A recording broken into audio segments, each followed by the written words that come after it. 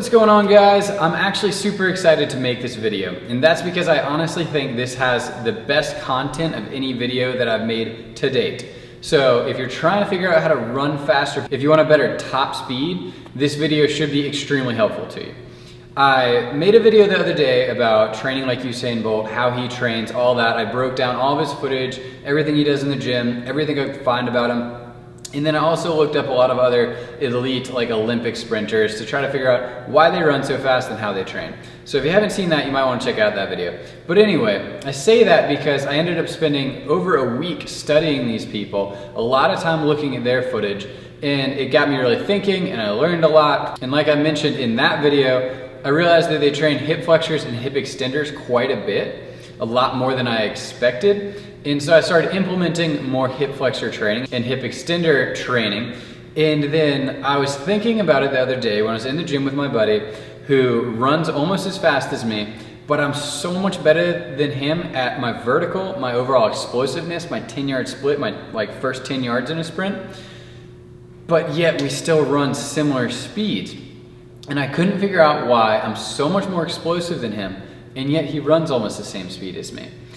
And it was really bugging me. Like, I was thinking about, is it my bone structure? Is it my mechanics? Like, what is making him able to run as fast as me, even though strength-wise, I've surpassed him on almost every other measure? And so I was really confused. And I mean, it was really bugging me. And I got thinking about it, and I was watching some video that I was editing of me running, and I was looking at the different stages of running. In the beginning, the part that I'm really good at is when you're leaning forward in the acceleration phase where your legs are moving like a piston. Everything's just a push motion. It's just push, just like a squat, just like a leg press, just like a normal jump. I mean, it's just a push, just like a jump, and that's what I'm good at. So it made sense that I'm good at that 10-yard split and at my vertical because my push is so good. But when you transition out of the pushing stage, like a piston action, like this is the way it moves, just like a piston. When you move up into your top speed and your chest comes up and your body's vertical, your mechanics completely change. You go from that piston action to your leg, your heel comes up high, your leg extends forward, and it doesn't make contact until almost directly below you. When it makes contact right here, it's pulling you forward, goes back to about here and then lifts, and then forward, here. And what's happening is you're changing from a push motion to a pull motion. And that pull is done by your hip extender right here, a muscle that I wasn't training. And then it's your hip flexor to then bring your leg back around. So it takes a lot to pull your body forward, to thrust yourself forward like that, and then get your leg back around. Those are two muscles, the smaller muscles on the front and back of your leg that I really wasn't training hard and I wasn't focusing on. So when that all occurred to me, it all started making sense, because I've had questions about this for a long time, and it really all started making sense once I realized that that was what was keeping me from hitting good top speeds. So I'm about to start implementing that in my own workout and routine quite a bit. So then I started thinking about what are the best exercises that I can use to target that muscle. And this is awesome. If your gym doesn't have one of these, you need to find a way to get one if you're really concerned with getting your top speed up and getting faster. You just need a cable machine like this. Pretty much every gym has that. The other thing that you need is just something that wraps around your ankle. So the way that this will work is you put your leg like this, you wrap it around your ankle through here. You want to keep it a little bit loose. Don't snug it down too much because it needs to be able to move around your leg. And for the front of your leg, you're not going to use much weight. I actually just did this exercise yesterday, so this is going to be a bit of a struggle.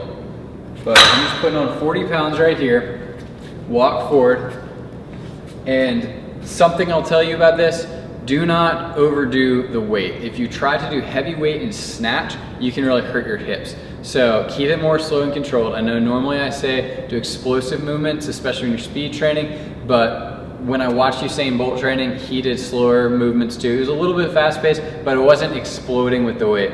And in the past, I've hurt my hips from doing an exercise like this, where I used too much weight. I think I used the whole stack and was really jerking it. So don't do that. That was kind of foolish of me. But anyway, keep a reasonable amount of weight. You're gonna lean forward and you wanna brace yourself on something. Let your leg fully relax back like that, and then you're gonna pull it up just like you're trying to cycle your leg in a sprint. So just like that.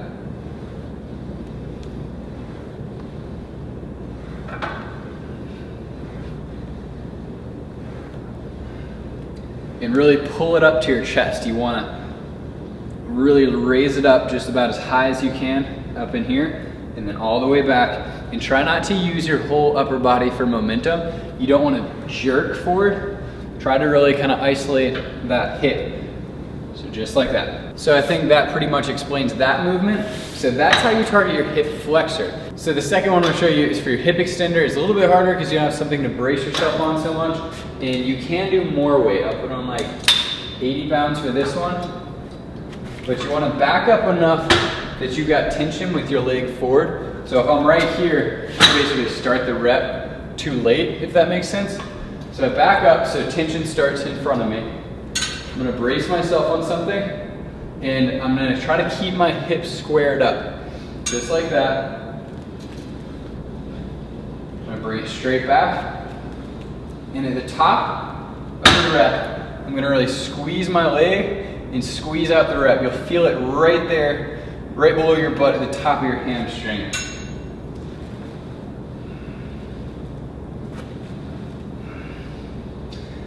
Actually, this is the first way that I started doing it with that same form, like straight leg, totally straight leg. And I think that works well. But I kind of started modifying it yesterday when I was doing it. And it'll look more like this. So just pick whichever one you think is working best for you. But I came in like this. And I bring forward. And then extend out. And I keep my foot just above the ground throughout the whole rep. So just like that.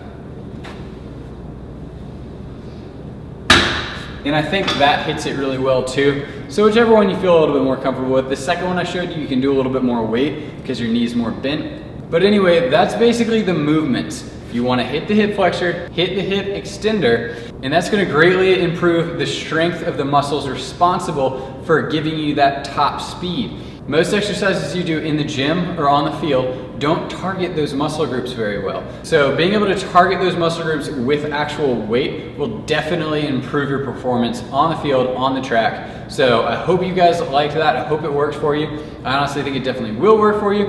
If you can't do this, find other exercises that really target the hip flexors and hip extenders, but definitely get on that if you're trying to improve your top speed. So thanks for watching, guys. I hope you got a lot of value out of this video, and if you want to see more videos like it, as always, subscribe down below, give us a thumbs up, and we will have more videos like this coming soon. See you next time.